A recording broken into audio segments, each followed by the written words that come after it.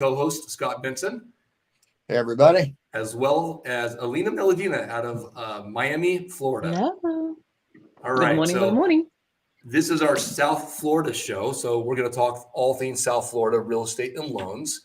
And as always, we're going to start off talking about local areas in the South Florida area, because we want, as a potential buyer, for you to get an in-depth understanding of what it's like to live in different communities inside Florida. And Alina's our in-house real estate expert when it comes to South Florida.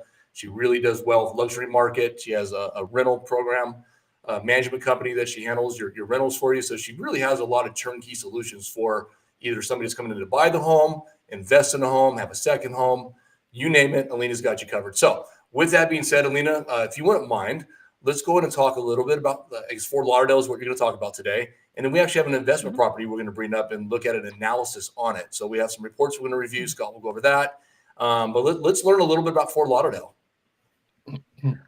Well, Fort Lauderdale is in Broward County, and it's a capital of local and private decks. So you would think it's somewhere in Europe, but no, the most amount of private decking and private boats are located in Fort Lauderdale. So if you are like boats and if you are looking to buy some real estate and have in the backyard your beautiful yacht parked, right? Fort Lauderdale is place to go. Also, the prices comparing to waterfront Miami houses are still very, very affordable.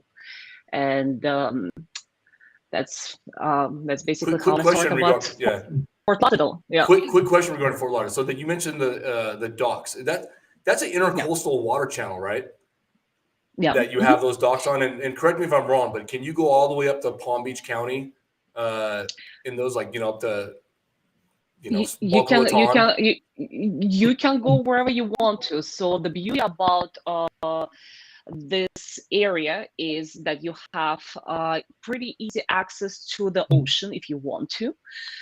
You can get out from downtown area, downtown Fort Lauderdale, down there you have access to the ocean. Then another access is passing Pompano Beach. That's going to be another access to the ocean. So whenever you have a big yacht, that's the first question you want to ask, how easy it is to access to the ocean. Then you have an open bay. If your property is not on open bay, on the smaller canals, all those canals has very, very easy access to the open bay. You will look at the whole infrastructure in Fort Lauderdale is boat friendly. You have restaurants where you can park the boat and people do it. You have now they're looking to open different communities that also will have boat decks. So and also, as I said, if you want to buy a beautiful waterfront brand new property in Miami with no fixed bridge, your starting point will be for the brand new property like $10-15 million plus. In Fort Lauderdale, you can get it still for, I would say, $5 million, depending on the area. Obviously, there are properties that are more expensive, but you can get in and buy a nice waterfront property. Yes. Yeah, I was looking at the median house, price point in Fort Lauderdale, and it's, you're still looking at about $500,000. I mean, that's obviously not waterfront, but that's not going to be a waterfront. Yeah. But if you compare that median price point to other places in Florida, I mean, it's still extremely reasonable considering how close it is to the water, and how close it is to Miami as well. Right, yep. Right. And they had increases in values, I think, over the past 12 months where you've pretty significant. And I was looking at days on market, and the days on market year over year, they're actually down. So, I mean, right now, down. So the market's moving nicely. Isn't there, and this is from a community standpoint, my wife likes to shop. Isn't there like a certain street or area I've been told that is really, Las or Olas. that's it. Tell me about that real quick. Tell me about that. It's just a very popular street that a lot of people that come to Fort Lauderdale, they like to, spend the day there because there's a lot of little shops and there's a lot of bars and restaurants and also clubs. So this is like a center, the main street of Fort Lauderdale. And it's right, close to the downtown, and it's just whenever there is a spring break, that's the place to go. Yeah. Right. Miami is crazy during spring break, but Fort Lauderdale even crazier. It's I a bet. very popular spot for spring break. Yes. There was a big art show that just happened about a month ago too. I'm not sure that was in Miami or That's Fort Lauderdale. What's it called? Yeah, our Basel. Art Basel, right? Our, Yes. our Basel is one of the biggest event for modern art in the United States and in the world.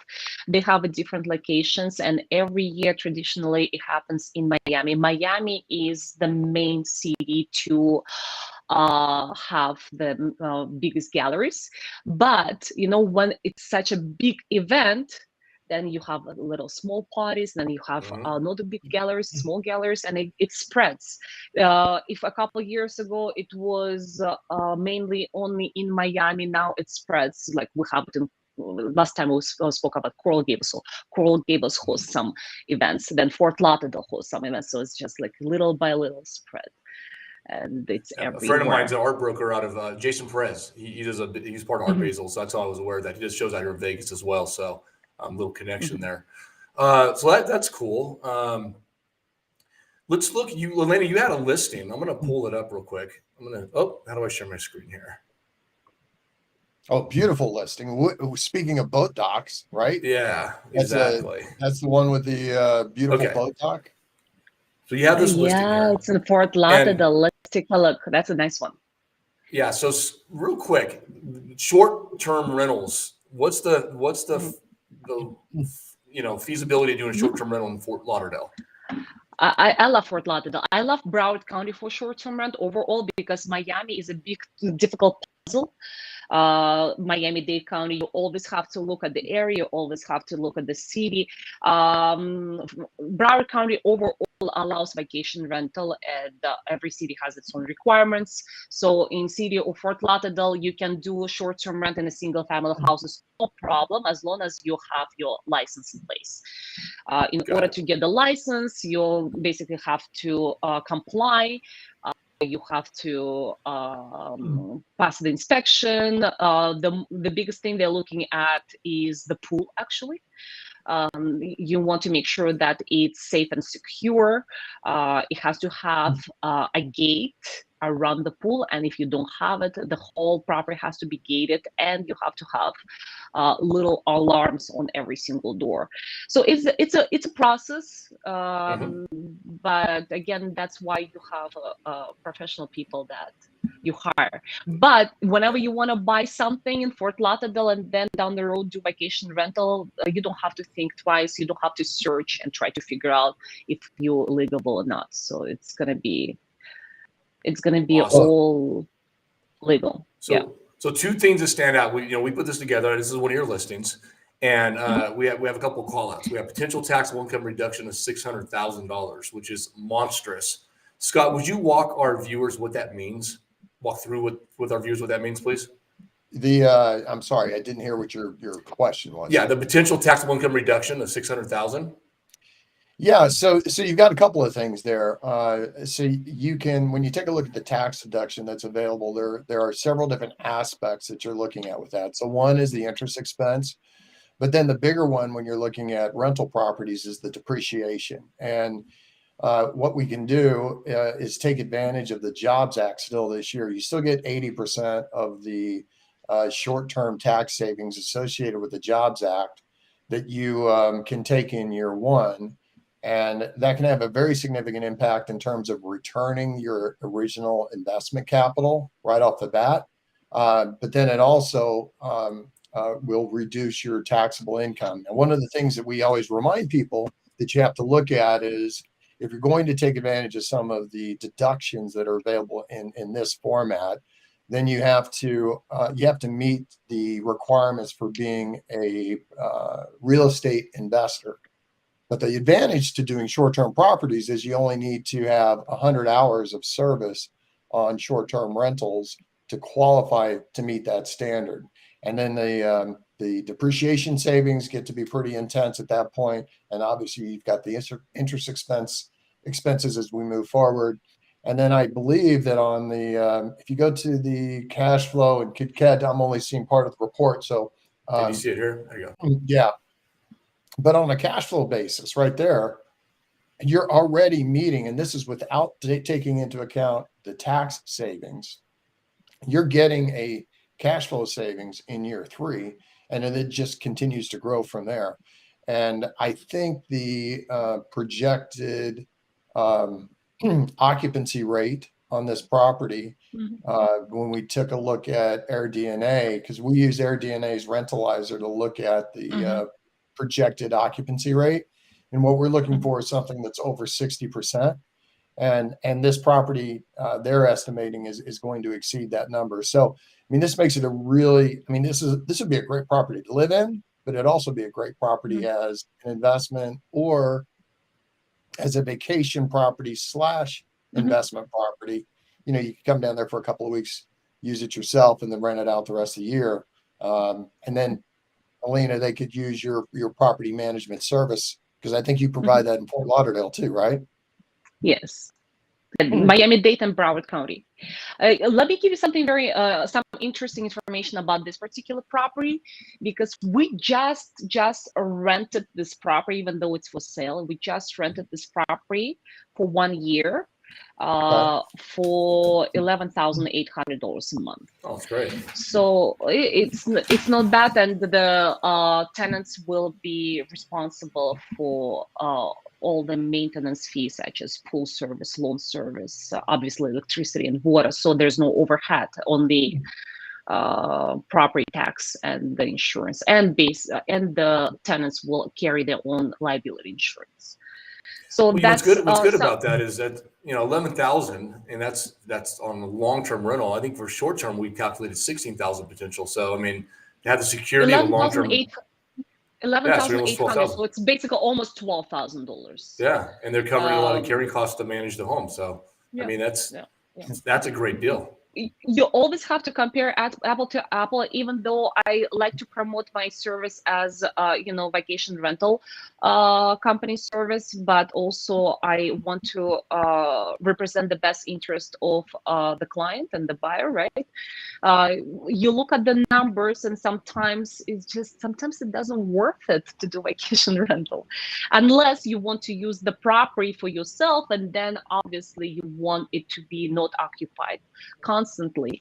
But then if you look, let's say the average number that you look at AirDNA, what $16,000 you mentioned, 16? Yeah, I think it was $16,000 average rental, and then they were projecting I think about a 65% occupancy rate. So that sounds about right.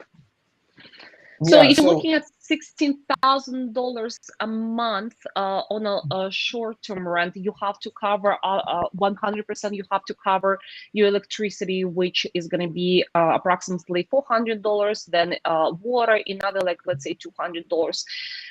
Then internet and everything. So you will deduct over probably $2,000 a month on expenses. So you add $14,000 comparing to $12,000, but without any hassle. So sometimes, you compare those two options and you pick what you want. You make a very good point. And that's, that's what happens with a lot of the investors we work with.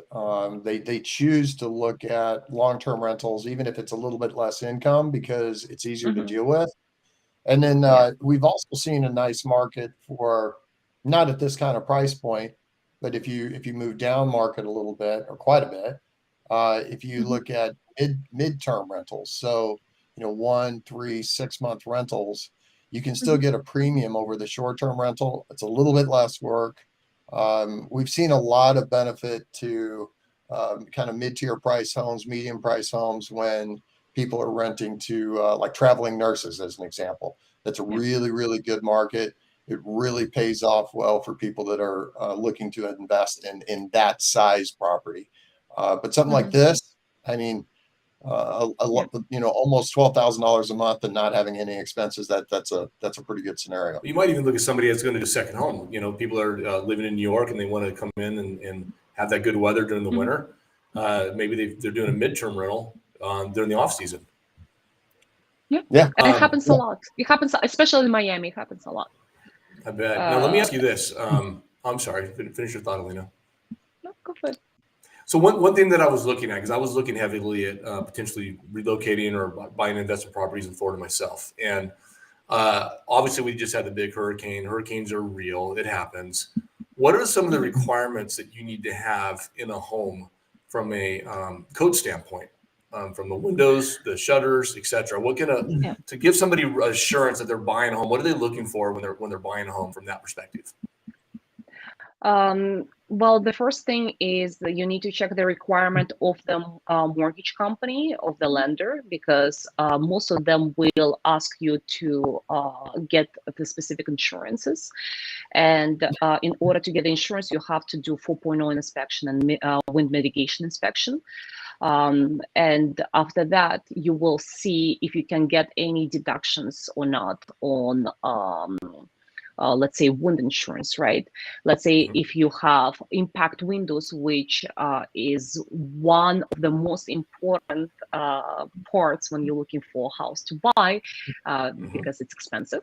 And if windows already in place, it's great. It brings the value to the property, and also it instantly gives you a deduction in your monthly insurance premium. Then if you don't have impact windows, you're looking into shutters. And that's maybe doesn't look as pretty as new beautiful impact windows, but it doesn't work. And also you can get deduction for your insurance. But you need to make sure, because a lot of people, they look at the property, it looks great in the front, and then there's some opening in the back and it doesn't have impact windows. And for instance, there's this big glass windows that people used to use in the 60s. I think it's impossible to to blow this glass blocks. Is that what you're talking about? Yes. It's not qualified. It's not if those and in my opinion, like nothing's gonna happen with those blocks. But when the inspector comes, they're not gonna give you credit for that. So that's something that you need to pay attention to. Also, let's say you have all impact windows and the garage door is not impact. So the garage door has to be windproof as well in order to get the full credit. Then the roof is very important, of course, like the age of the roof, the inspection of the roof. That's something that will give you the credit as well, and peace of mind.